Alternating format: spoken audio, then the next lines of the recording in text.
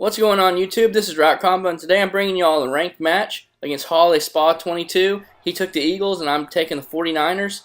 And you see right here, he just gouges me. I think he was in like he audibled to a goal line power O or something. I'm not too sure, but I once again, as you'll see, start out really bad and really slow. And on defense, it takes me a little while to figure out what they're trying to do in their first couple reads and what they're trying to accomplish. And then on offense, at the beginning of some of these games, I've been trying a new little scheme out, a shotgun scheme from the Patriots playbook. And once I fall behind, I'm like, forget that. I guess I got to go back to practice mode and try to make it look a little bit better. And so I go back to the Carolina book. I made a custom book, and that's what I'm running this game. I kind of go back and forth from custom to the Carolina book. But right here, you see on 4th and 14, I get a huge completion for the first down, but they call me for illegal touching. And on that last scene, I showed you how Randy Moss actually did step out of bounds. And so his first play, I go and I go, oh my gosh, man, I press Y and don't get the animation for the pick. And of course, he turns that into a touchdown. And so it was a very frustrating start. He scored off the bat. Then I completed a 4th down, I thought.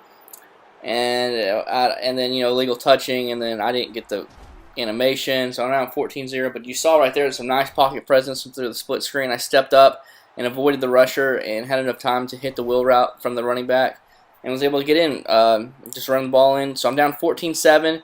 So, towards the end of the first, quarter, I was already down 14-0, and it wasn't looking too good, but I kind of got it together a little bit. But it took me definitely a while to figure out this guy's offense. He had a nice offense. He did a really good job. If I showed blitz, it looked like I was stacking the box with 6 players. He would audible to a quick pass or change plays completely, which I cut out most of that and so it made it real tough on me to get stops on defense.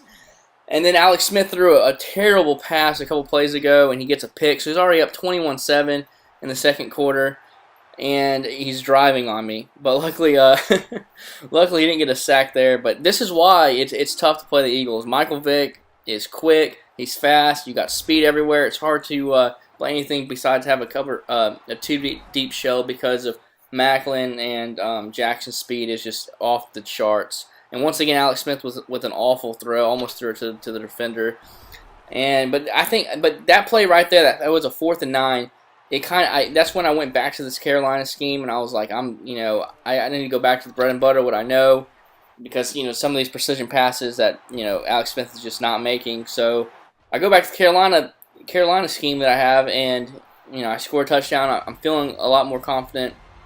But I had a sub ask me like, hey, I see other commentators or other people play with worser teams like the Rams or the Dolphins or whoever, and and beat the Eagles and 49ers and stuff and show their true skill or whatnot. And I see you just playing with a lot of the top teams. And my answer to always is to that is like I understand and I like to show a variety of teams as well. But whenever I'm playing a ranked match and playing for points or playing for money or playing for something on the line or I'm playing to win the game, and sometimes I will match up. I'll match up with the other player if they're playing with the Rams or whatnot. But if someone's trying to use the Eagles on me, I'm not going to use a worser team and put myself at that much of a disadvantage. And Madden's already frustrating enough. There's no need to to start off with such a disadvantage, especially if someone else picks a top tier team. But all more power to people who like to do that. That's just not me. And just like in Call of Duty, whenever I play, I play to win the game and play the objective. I don't want to use the Scorpion and with like an infrared scope or something stupid to prove that I have a good shot or I'm a good player or whatever. I don't think it's necessarily a team that proves that. It's your scheme and all that. But with all that said, it's not worth putting yourself at such a disadvantage before the game even starts. That's just my opinion, though. Let me know in the comments below what y'all think, and I'll definitely be trying other teams, and and let me know if y'all are what y'all want to see. Is what I want to bring y'all. But you see right here, let's get back to the gameplay. He burns the press, my press coverage, and throws a nice little dot down the field. And this right here was a really good sequence on my part. I finally get him tied up, and he's moved the ball all the way down the field. But I got him in the goal line area, and was able to hold him to a field goal, which is huge. That bend but don't break defense, I guess you'd say. So we're towards the end of the third quarter. I'm happy that I just held him to a field goal. That was definitely a win on my part, and I'm only down by 3 points. Through all the mistakes I made throughout that whole first half, I'm kind of figuring out what he's liking to do. And then look at this. Whoop! Put the brakes on him, Lenny Walker. Look at that. Oh, where you at, son? They look like Cole's users. No, I'm just joking. Shout out to Cole, man. He's a funny guy. But man, that was nice, and that gave me some big time momentum. I finally take the lead. I'm mixing up coverage defense and then and blitzing on him. I sacked him. Then I went to a 2-man under right there. And what I should have done was put my my safeties out to the sideline to take away that corner out because I knew he was doing that. So I did the cover 2 under, but I just didn't do that one step, and that would have shut that down. But I paid dearly, that's why the Eagles are fast, man. It's hard to catch up to those guys. But this guy was running a lot of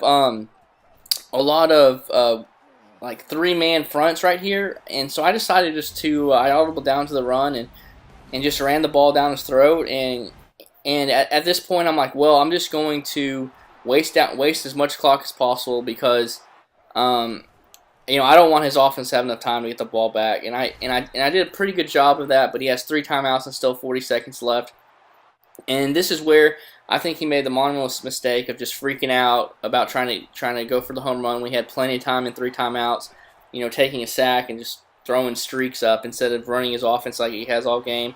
But that's what happens when you don't play a lot of close games or you're not used to it. So I get to stop and the win. It was an awesome comeback.